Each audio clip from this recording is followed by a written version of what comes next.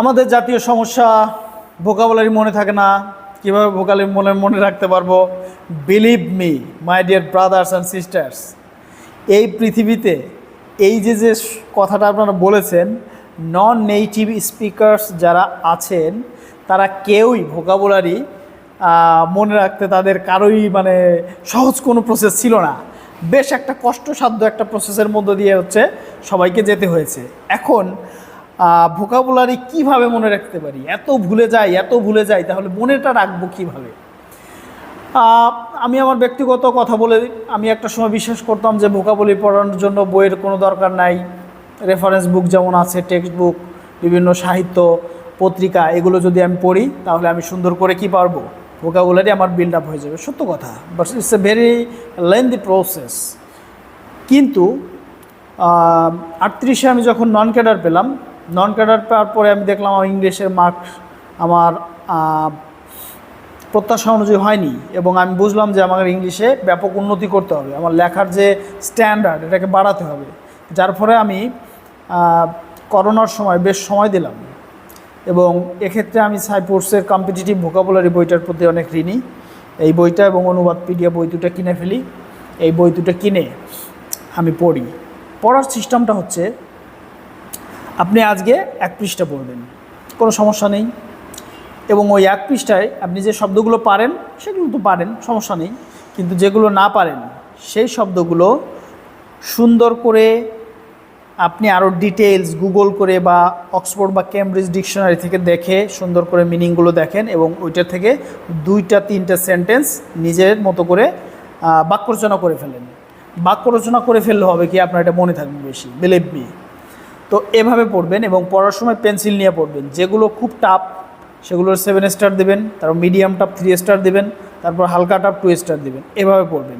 পড়ার পরে প্রথম পৃষ্ঠা আপনার হয়ে গেল। আগামীকাল আপনি আবার ইংরেজি পড়তে বসেছেন। পড়তে বসে প্রথমই আপনি আগে প্রথম দিনে যে পড়াটা পড়েছেন ওইটা রিভিশন দেন। প্রথম দিনে যে পড়াটা পড়েছেন ওইটাকে রিভিশন দেন। ওইটাকে যদি আপনি রিভিশন দেন, রিভিশনটা হয়ে যাওয়ার পরে আপনি নতুন করে দ্বিতীয় পেজে আসেন, কোনো সমস্যা নেই। একইভাবে তৃতীয় দিন যখন আপনি আবার প্রথম ইংরেজি পড়া শুরু করবেন, তখন প্রথম 2 দিনের 2 পেজ পড়া আগে রিভিশন করে আসুন, তারপর তৃতীয় পেজে আসুন। এভাবে চতুর্থ দিনে আসেন, পঞ্চম দিনে আসেন, এবং লাস্টের 2 দিন করবেন কি, এই যে 5টা পৃষ্ঠা পড়েছেন এই 5টা পৃষ্ঠা রিভিশন করবেন। বিলিভ মি, আর আপনি আগাবেন না, 5টা পৃষ্ঠা রিভিশন করবেন। এখন দেখেন, এখানে রিভিশন করতে গিয়ে কিন্তু আপনাকে খুব বেশি কষ্ট করতে হবে না। কেন? কারণ আপনি জানেন আপনার কোন শব্দগুলো সমস্যা। 7 স্টারগুলোর সাইজ করে ফেলেন, 3 স্টারগুলোর সাইজ করে ফেলেন, এবং এই শব্দগুলো বারবার প্র্যাকটিস করেন, সেন্টেন্স মেক করেন, মানুষের সাথে আলোচনা করেন, কথার ভিতরে ওই শব্দগুলো ঢুকিয়ে দেন, হয়ে যাবে। এর পাশাপাশি আপনি একটু পত্রিকা পড়বেন। পত্রিকা পড়লে হবে কি, দেখবেন যে আপনি যে শব্দগুলো পড়েছেন এই শব্দগুলো বিভিন্ন পত্রিকায় পাচ্ছেন। কেন? কারণ এই বইয়ে সেই শব্দগুলো তুলে নেওয়া হয়েছে যেগুলো বিভিন্ন আইএল, জিআরই, জিম্যাট, ঢাকা বিশ্ববিদ্যালয় ভর্তি পরীক্ষা, BCS, competitive bank exam, IBA, বিভিন্ন জায়গায় এসেছে। সেই শব্দগুলোকে কম্পাইল করে এখানে নিয়ে এসছে। যেমন ওয়ার্ড স্মার্ট বইয়ের ম্যাক্সিমাম ওয়ার্ডের সাথে এই বইয়ের ওয়ার্ডগুলো মিলে যায়। ওকে, তো এইভাবে আমরা পড়ব। তাই এইভাবে পড়লে যদি আপনার মনে না থাকে, তারপর আপনি এসে আমাকে বলেন যে ভাই আপনি মিথ্যা কথা বলছেন, জরিমানা দেন, তাহলে আমি জরিমানা বিকাশ করে পাঠিয়ে দেবো। ওকে, কিন্তু বিলিভ মি, এভাবে পড়তে হবে 1 মাস।